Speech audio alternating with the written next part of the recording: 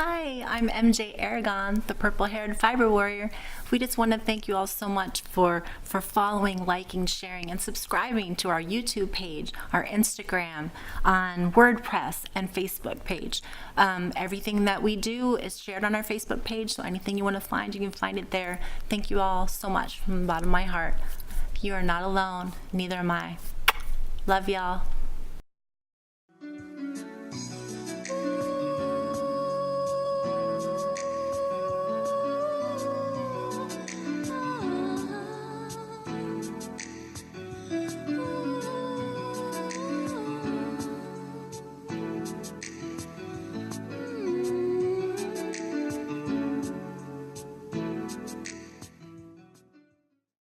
Hello, welcome to Fibro Warrior, my new normal. I'm MJ Aragon, and I'm here with my producers, Jojo, Myricks, and Tony Jefferies. And my producer is cracking up back there. What's so funny? Today, I'm going to read one of my blogs. Before I read that blog, I have to get back in the groove with asking people to send in their journeys. So I'm going to send out, I'm going to send it out before you see this video, so I don't know why I'm telling you what I'm going to do, but I'm going to send out a request for you guys to send me your journeys so I can read them on here, because I haven't read any in a while, and I'd love to do that again. So if you will do me that favor, either send it to my personal page through Messenger, or go to, actually that's probably the best way. You can send it to my personal page, my MJ Aragon personal page, and just send it to me through Messenger, and I will read over it, and then if I need to make any edits, I will of course share the edits with you. Make sure you're good with that, and then I will share it on the following podcast, depending on how many entries I get. So the more the better. I really appreciate them. And then, so today I'm going to read a blog, Why Do We Have Fibro? This, of course, is my opinion of why I think we have fibro. I'm not saying that this is in stone and this is the real reason. This is just from my research and what I've been through, and from all the questions I've asked people. This is why I think that we probably have fibro. I want to read to you a little bit about how fibro is diagnosed, and some ways to maybe cut corners and get through it a little faster, because it is a long process for us. And I wanted to ask your opinions on what kind of Fibro Warrior merchandise we should come up with, whether it's t-shirts, bags, bracelets, whatnot. I wanted your opinions on that. And then I'm hoping to get together with my friend Kim now that things are calming down a little bit, and talk to her about putting together toolboxes for you guys to see, things that will be helpful for us to get through our down days, or just when we're out and about, make sure that we have all the things that we need. So I'm going to read the blog first, and let's see. And it's called Why Do We Have Fibromyalgia? Here's a short version for most of us. When we are quite young and have traumatic events occur in our lives, our brains are still developing at that point. So anything like physical, mental, sexual abuse, surgeries, accidents, etc., causes a change in the way our brain develops. Once altered, it is unable to function normally as it should. So we are often left with ongoing issues like childhood adult PTSD, depression, anxiety, fibro, and for some of us, much more. We go through life after that, often questioning and or blaming ourselves for everything that we go through or has happened to us, when in reality we are left to feel inadequate because of the traumas we've endured. Through no fault of our own, of course, but because this has all been so misunderstood, we took it all on alone in most cases, which comes with its own set of guilt-rendering issues. Those around us cannot ever truly understand what it's like. We can only hope that they will empathize with it and love us for who we are, not what illness we have. Because of that, all we've been through, I know that you are stronger and more loving for it. It is people like us that makes our former selves, others not knowing, others now going through what we have, feel less alone, understood, and loved, because we have truly been where they are. This post was inspired by a conversation I just had with my fellow Fibro Warrior named Rosa and Lena. I love it when someone asks the questions that inspire me to write posts like this, so thank you. This is what I've discovered, purely my opinion, like I said, after tirelessly researching medical articles, medical videos, as well as my own questions proposed to others on my Fibro groups.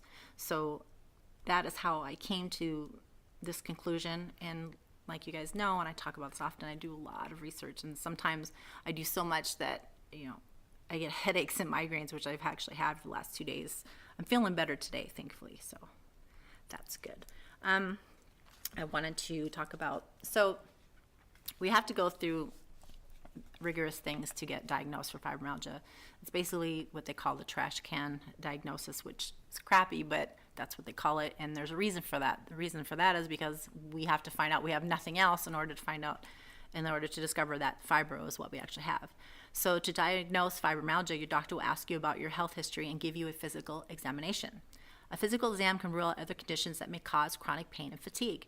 There are no diagnostic tests for fibromyalgia, although such tests can help diagnose other medical problems with symptoms similar to fibromyalgia. For example, an underactive thyroid, hypothyroidism, causes many of the same symptoms as fibromyalgia.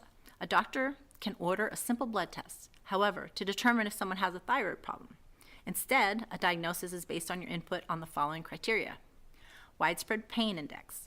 The score, WPI, lists 19 areas of the body where it's common for people with fibromyalgia to have pain. You should notice the number is 19. There was a point when it was only 11, but now it's 19. You get a point for each area selected. Symptom severity score, in which you rank the following symptoms on a scale of 0 to 3. Fatigue, waking unrefreshed, cognitive symptoms, physical symptoms such as a headache, weakness, bowel problems, dizziness, numbness, tingling, hair loss, symptoms present for at least 3 months, no other health problems that would explain the pain and other symptoms.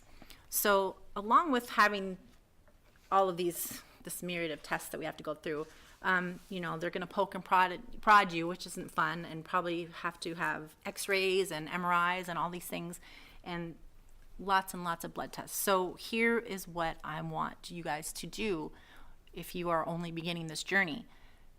Find yourself a file, purse, or a file. I should have brought mine out so I can show it to you. I will post a picture with this so you guys have an idea. Find yourself a purse or a file purse or some kind of file that's easy for you to carry, that you can take the information from each doctor that you go to and have a copy of that information, so that when you go to your other doctors, you can share that information with those doctors, because as we all know, the doctors do not share the information with each other like they're supposed to. And so we end up taking the same freaking tests over and over, the same blood tests and the same MRIs and x-rays and all that nonsense, and it already takes 2-3 months sometimes to get a referral, to go to each doctor, to do each thing for each MRI, and it just expands the wait time for us trying to figure out what's wrong with us and how to come to a conclusion that we have fibro or whatever else we may also have. It's just such a long journey, and the way to cut that journey down, and maybe not in half, but at least a third of it down, is by sharing the information we get from each doctor with the next doctor. So that way they have the information and they're not sending you back to take the same blood tests again and the same x-rays and the same etc. So it's important that we keep good notes, so when we talk to our doctor, like I mentioned last episode, if you can see I'm wearing the same thing, we're doing these back to back now. Make sure that you're making notes, write a journal. I use my phone. Everything I need to know or happens in my life is in my phone, basically. I carry my life around with me in my phone. And it's helpful because I can reference anything I need to know by going to my phone. So when I go to my doctors, I have a special notepad that I have on my phone, and I have my doctor's notes. And when I go to my doctor, I can talk about X, Y, and Z. And it helps because we are forgetful. And so I can talk to my doctor about everything. I can make notes about what he said, because sometimes I still forget to do that. I'm working on that. We have to actually make notes about what he said as well, because unless you bring your significant other or family members or friend along with you, it's really difficult to remember everything that you talk about. So I really love having Bill with me, because sometimes I may have forgotten something or missed something that the doctor said, because sometimes you're a little overwhelmed. And so having him with me, he can remind me, oh, he did say this, or he mentioned this, something you may have forgotten. So having notes, writing down the notes that the doctors tell you, or having someone with you is really important, because once again, it moves us along a little bit faster, so we're not reiterating things that we should have talked about before, and so it takes even longer to find out that diagnosis, because we didn't talk about all the things we should have and mention all the things that we're going through that we should have before, and so we're taking longer to get this information to the doctor, and so it's taking longer for the doctor to figure out what's wrong with us. So along with learning that we have fibro, there's always something new that comes along. It's unfortunate, but that's the case for fibro. There's always something connected. It's almost always a like rheumatoid arthritis and lupus, an autoimmune disease of some sort that is connected. And so telling the doctor about everything that we're going through, even the minor things, and it may seem like too much. And some people, the average person might think, you don't have to tell them every little thing. But yes, we do. We have to tell them every little thing. They need to know all of it because it can all be connected to other things that are connected to fibro. So in order to not only get your fibro diagnosis, which I read to you, but you also want to know why you have fibro, what else is connected to it, because usually there's something that's caused the fibro, like I said, childhood traumas or something, or because you got sick from something else, which is also a trauma. Getting a viral infection of some sort is traumatic because you're sick for such a long time. It knocks you down probably for 2 weeks. So those are all sorts of traumas. So yeah, they do say that, yeah, a viral infection can be part of it, but honestly, that is also a trauma. So if you look at if you look at the full picture, it's all trauma. It's all coming from a trauma. And so I think that the other things that are happening, the autoimmune diseases, because our body isn't functioning correctly. It's something to do that our brains didn't develop properly. So that's causing all these malfunctions, which is causing our bodies to attack themselves, which is why we have these autoimmune diseases. And there's always, like I said, something connected. So we're not crazy. These things that we're feeling are not made up in our minds, that are happening to us. And you listen to people all the time say that you're making this up, or you're always complaining. Don't listen to them. Don't listen to them. That's only going to bring you down. Just, they say something negative, just walk away. Seriously, just walk away. Tell them to be quiet. Tell them you don't want to hear it. Because we sometimes are too nice and don't say what we really think, because we're just so tired of the nonsense, so we're just trying to okay, whatever. And we listen to people saying what they're saying. And we don't realize what we're allowing to happen to ourselves. It's wearing us down a little at a time, a little bit. And eventually you're going to start believing these things because you're allowing these people to keep telling you these things. We can't allow that to happen. We have to stand up for ourselves. And when someone's putting us down or telling us that we're making it up or just not being positive, we have to tell them, stop. I don't need this. I have enough negativity in my life. I'm dealing with this. I'm sick. There is something really wrong with me. I don't need this. If you don't have anything positive to say, zip it. Don't say anything at all. We hear enough. We deal with our own negative things. We already are dealing with our own downfalls and how we feel about ourselves. We don't need to listen to other people telling us who we are and how we should feel, because they're not in our bodies. We know how we feel. We know how we feel better than the doctor does. And a lot of us, I'm sure I'm not the only one, do a lot of research and learn a lot more than some of our doctors know. And it's unfortunate, but it's true.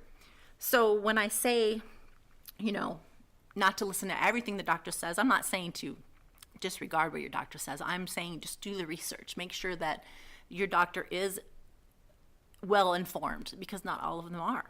And you want to have a doctor that cares. If your doctor does not care, and your doctor's more about only give me a little piece of information here and there because he wants you to keep coming back for the doctor's visits, that's not a doctor who cares. A doctor who cares wants to know all of it. He's not worried about how many times he can get you in for a doctor's visit. He's worried about getting the information that's important, that will help us feel better and find out what else may be going on in our lives. Those are the doctors that you want. The ones that are worried about taking care of you, not worrying about the dollar that they're going to make. Of course, they have to make money. I get that. But you want a doctor that's also compassionate and cares about you, and you're not just a number to him that he's just like, okay, here's my dollar sign, here's number 12, and it's X amount of dollars. I got this many people in. Doctors think like that. It's unfortunate. So you want a doctor that actually cares about you, that wants to spend time with you, that they aren't telling you, okay, just give me 2 things and then sending you out the door. That's not the doctor you need. And if that's the doctor you have, you need to find a new one. You really do. I know it's difficult. It's a pain in the butt. But honestly, in the long run, getting a doctor that cares about you is going to get things done quicker than sticking with the one that doesn't, who's going to make you keep coming back over and over again for each little thing. You don't need that. We don't have time for that. We want to feel better. We already have enough going on. We got to cut that extra nonsense out. You can't waste your time with a doctor that does not care. Okay, now that I've got myself all worked up over that. So we want to, just like you guys, money is tight for me. And my man works really hard to pay for all of our bills and things, but I have to still be thoughtful and know that even though he takes good care of me, we're doing better now, I can't be spending money like a crazy person. So we try to stay on a decent budget and not spend money on frivolous things. But I would really like to work on making some Fibro Warrior merchandise. And I want to know what you guys would want. I want to make things available that you would feel comfortable in, that you think would be something that you would wear and enjoy wearing, and not mind showing, hey, I wear Fibro Warrior. I want you to be happy with, not just get, oh, that's nice, and just throw it in the corner somewhere. That serves no purpose. I want it to be something that I send to you that you're like happy to open it up, like, oh, look, I got this shirt. Or I'm thinking something maybe 3/4 sleeve or long sleeve, not too thick, something light that we can wear all year round. And if we're cold, we can just throw a jacket over it, but something that's comfortable, lightweight, that's soft. Soft is important. So if I can find it, I found that the model cotton is like the softest cotton I've ever come across. And it's difficult to find, but if I can find something remotely close to that, you guys will love it. And I want to make sure that what I decide to use is quality, because we don't want scratchy things on our skin. We already have, a lot of us have allodynia, where your skin hurts, so you feel like you have a sunburn.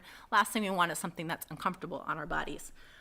Also, I was thinking about maybe getting some little bags, like a book bag type thing, where we can keep our toolbox things that we may come up with, to put in those bags. And then here you go. It's functional. It has a purpose. It's not just something, once again, that you're going to say, oh, that's cute, and throw it in a corner. I don't want to sell you something that's worthless to you. I want to give you something that you will be happy to get. Of course, I will try to make sure that, that I can get a good deal, so I can return the good deal to you. Of course, making a few bucks is hopeful, because I want to be able to continue doing this, and getting this information out here and stuff actually costs money, and on all the stuff that the guys put together, and the time that they spend, and all the equipment. So it's important that I can make a few dollars to help move us along. And I'm not trying to make big bucks by any means. I want to continue to do this, and it costs money, unfortunately, to do these things. So, if I can find something that you guys love, then it'll make me feel good, because I'm giving you a nice, good product and not just trying to make a few bucks. That's not what I'm about. And the toolboxes. So my friend Kim, she brought this up a while ago, and I really want to talk with her about it. I talked with her about it, but not in an expansive way.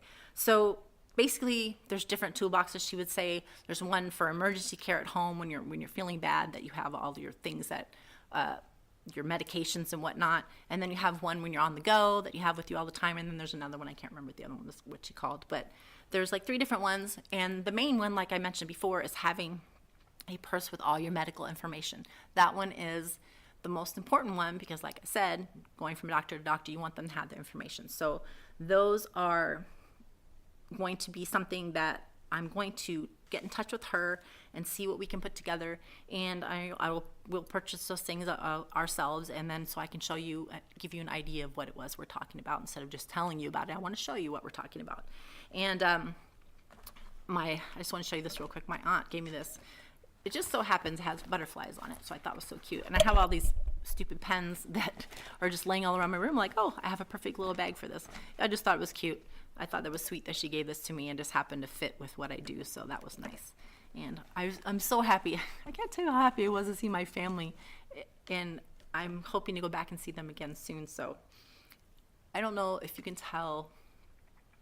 I'm anxious, but I'm happy at the same time, if that makes any sense, because there's so much I want to do, and I'm so excited about doing all those things, but it's a little bit overwhelming at the same time, because I know it's going to take some time to get it all done. But I am super excited, and I hope you guys are excited too. And I can't tell you always how much I appreciate you guys watching and liking and sharing and subscribing to our Fibro page, and to our YouTube videos, and on WordPress. I'm on Tumblr, not too much, and Twitter, I've just got on there, but unfortunately my Twitter handle is MJ's Art, and I'm trying to find out if I can switch it over to actually Fibro Warrior. If not, I may have to make a new one, which I don't want to do, because I'm going to lose some of my followers I already have, but we'll figure that all out. But I'm trying to get out there as much as I can, on Instagram as well, MJ Fibro Warrior, my new normal on Instagram. And what else? I think that's everything. Yeah, I think those are all the things I'm on. And so you can find us all those places. I try to share everything everywhere. Sometimes I forget something, or maybe I just had so much going on, because when I post these things on Saturdays, which I usually try to do, sometimes it takes me a while because I have to add extra things and I can't post everything all at once. It's a lot to explain, but it takes time. You would think it'd be a quick thing. It's not. It actually takes me a long time, and so I'll start working on it in the morning or early afternoon, and it won't be done till the evening. It actually takes a lot of time to get it done right, posted right, make sure I didn't misspell anything, and get it on all of the different things on the different platforms. So it's actually really time consuming. But I do my best, and I'm so happy that you guys enjoy it. And it's so nice to hear when I hear you guys say how happy you are to see that we're back. Like, thank you. That makes me happy that you guys were looking forward to us getting back, and that you're actually reading these things and that you're enjoying them, and that I'm helping you. Oh, and I got this tweet I wanted to share real quick because this made me really happy, because I've just started getting more active on Twitter, so this is new. And but I got this tweet. This young lady, she tweeted, I finally have a diagnosis for fibromyalgia, and for some stupid reason, I thought that getting a label for how I feel would make me feel better mentally, but it really doesn't. And so I responded, I completely understand how you're feeling, darling. And I sent her my blog and a picture of part of the blog that was relevant to what she was talking about. And she wrote back, she said, thank you for sharing. That post is really well written and explains a lot of my feelings better than I can. It's nice to know that I'm not alone and there are others fighting this. When I get these messages like this, once again, it reminds me why we're doing this, and it makes me really, really happy, because that's really my goal, is to make sure that other people don't feel alone. When I say you're not alone, I mean it. You're not alone. We feel like we are. We isolate ourselves, but I'm here. I may not be in the room with you, but I'm here. You can always reach out to me, and when I have the moment, I will get back to you. So it is overwhelming sometimes, because sometimes I get a lot of messages, but I do inevitably reach out to each and every one of you, and I will do it for as long as I can. So please send in your journeys, reach out to me if you have any questions. I will be there. I promise you I will get to you as soon as I can. Don't think I'm ignoring you. I would never ignore you. I just, sometimes I'm sleeping or just busy. So, all right. Thank you all so much. You're not alone. Neither am I. I love y'all. I love y'all.